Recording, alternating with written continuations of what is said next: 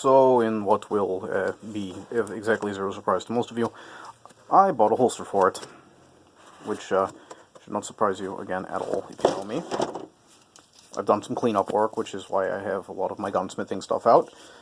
Not all of it, but some of it.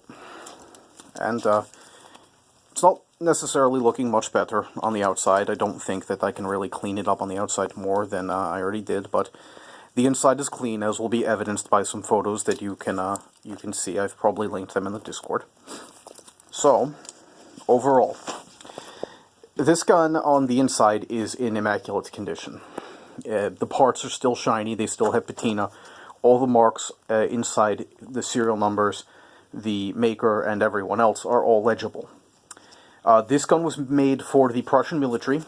I don't know when exactly, or I'm sorry, how many were in that particular batch, but it does have the Erfurt mark, the Royal Prussian Arsenal at Erfurt, and it was made in 1893.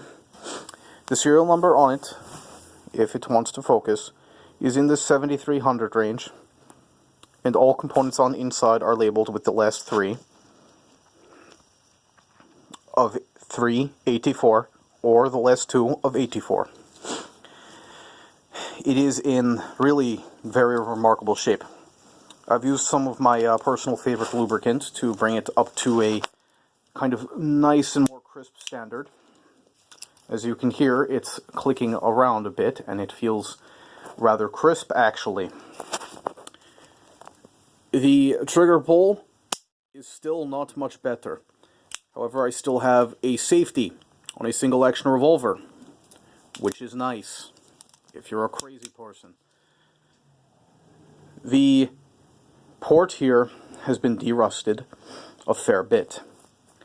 When I removed the cylinder, this port was in fairly good shape, so I cleaned it out, and the firing pin goes right through.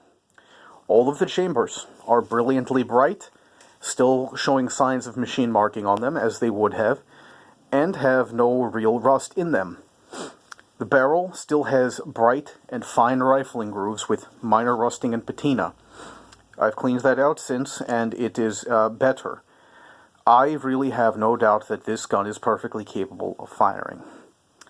I'll give it a shot. My plan is now to convert this into .44 Smith & Wesson or produce my own 10.6mm German Ordinance, which will certainly not be the easiest thing in the world, but I'll give it a shot. The reproduction holster was $30 on Amazon. If you Google 1883 Reichrevolver, you can also have the same holster, I guess, if that's something that interests you, because you're a spurg, like I am. So, someone asked me to give just a kind of brief history on this, and I will. So this is the Reichrevolver model 1883. It is the shortened, quote-unquote, officer's model of the Reichrevolver model 1879. This was the first United German military service pistol, chambered in the 10.6 by 25mm German Ordnance cartridge, which has ballistic characteristics approximately similar to that of Smith & Wesson Russian. Fires either 200 or 46 or 254, depending on your source grain bullet, at 650 to 700 feet per second, using what I believe was 9 grains of black powder. This was not replaced until 1908 by the Luger pistol, and continued to serve Germany in all major military roles through the First World War, and saw use in Austria and by internal policing units in Nazi Germany through World War II. Ammunition has probably not been produced in any significant number since probably the 1950s, and it's quite hard to find it. I do know that some people still do make it occasionally in small batches. But, other than that, these guns were noted for primarily their durability, reliability, and their simplicity. There is very little going on with this gun.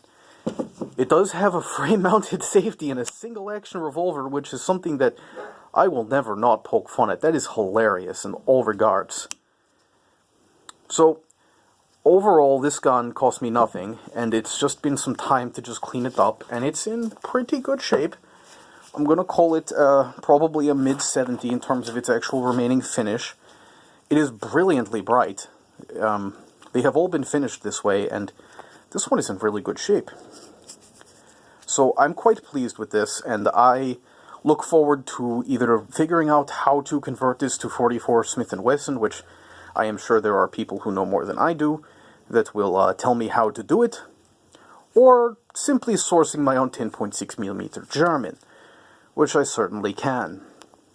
I have a tendency to find rare ammo after all. So, that's all. Have a lovely time.